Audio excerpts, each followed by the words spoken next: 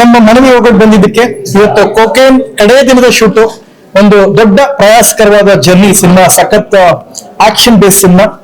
ನಮ್ಮ ಹೆಮ್ಮೆಯ ಶಿವರಾಜ್ ಕುಮಾರ್ ಸರ್ ಹಾಗೂ Geetha Shivaraj Kumar proudly presents no cocaine. ತುಂಬಾ ಖುಷಿ ಆಗುತ್ತೆ. ನಮ್ಮ ಸೆಟ್ ಕೂಡ ವಿಸಿಟ್ ಮಾಡಿ ಹಾರೈಸಿದ್ರು.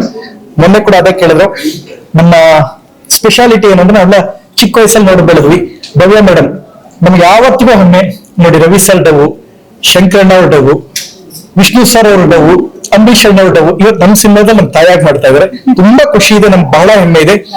ನನ್ನ ಜೀವನದಲ್ಲಿ ಯಾವಾಗ್ಲೂ ಒಂದ್ ಮಾತು ಹೇಳ್ತೀನಿ. ಏನಂತ ಅಂದ್ರೆ, ನಾವ್ ಹೆಣ್ಮಕ್ಳಿಗೆ ಏನು ಉದಾಹರಣೆ ಕೊಡ್ತೀವಿ, ಅವ್ರು ನೋಡ್ಕೊಂಡು ಪುರಾಣದಲ್ಲಿ ಅವ್ರು ನೋಡ್ ಕಲ್ತ್ಕೊ, ಇತಿಹಾಸದಲ್ಲಿ ಇವ್ರು ನೋಡ್ಕೊಂಡು ಕಲ್ತ್ಕೊಂತೀನಿ. ನಾನು ಹಂಗೆ ಹೇಳೋದೇ ಇಲ್ಲ. ನಾನು ನನ್ನ ಹೆಂಡತಿಗೆ ಹೇಳೋದಷ್ಟೇ, ಭವ್ಯ ಮೇಡಮ್ ನೋಡ್ಕೊಂಡು ಕಲ್ತ್ಕೊ ಅಂತ ಹೇಳ್ತೀನಿ. ಯಾಕಂದ್ರೆ ಹೃದಯ ಹಿಡಿತ ಫಿಲಮ್ ಅಲ್ಲಿ ಇವ್ರ ಗಂಡ ಇನ್ನೊಂದು ಮದುವೆ ಮಾಡಿಸ್ತಾರೆ, ಅಂಬರೀಶ್ ಅಣ್ಣ ಇನ್ನೊಂದು ಮದುವೆ ಮಾಡಿಸ್ತಾರೆ. ಮಾಡ್ಕೊಳ್ಳಿ ಆ ತರ ಇರ್ಬೇಕು ಅಂತ ನಾನು ನನ್ನ ಹೆಂಡತಿಗೆ ನಿಮ್ಮನ್ನೇ ತೋರಿಸ್ತಾ ಇರೋದು. ಸೊ ತುಂಬಾ ಖುಷಿ ಆಯ್ತು. ಯಾಕೆ ಸರ್? ಹೌದು, ಎಷ್ಟು ಜನ ಬೇಕು ಅಂತ ಹಂಗಲ್ಲ, ಹಂಗಿದ್ರೆ ಗಲಾಟೆ ಇರಲ್ಲ ಅಂತ ಹೇಳಿದ್ದು. ಇವ್ರು ನೋಡ್ಕೊಂಡು ಕಲ್ತ್ಕೋಬೇಕು ಅಂತ ಅದನ್ನ ನಾನು ಹೇಳ್ದ. ನಾನು ಹೆಣ್ಮಕ್ಳು ಹಂಗಿರ್ಲಿ ಅಂತ ಹೇಳಿದೆ. ಹೆಣ್ಮಕ್ಳು ಅಣ್ಣ ಸಖತ್ ಆಕ್ಟಿಂಗ್ ಮಾಡ್ತೇ ಕಣ್ಣಣ್ಣ, ಕಲಾವಿದ ಕಣ್ಣಣ್ಣ. ಇರ್ಲಿ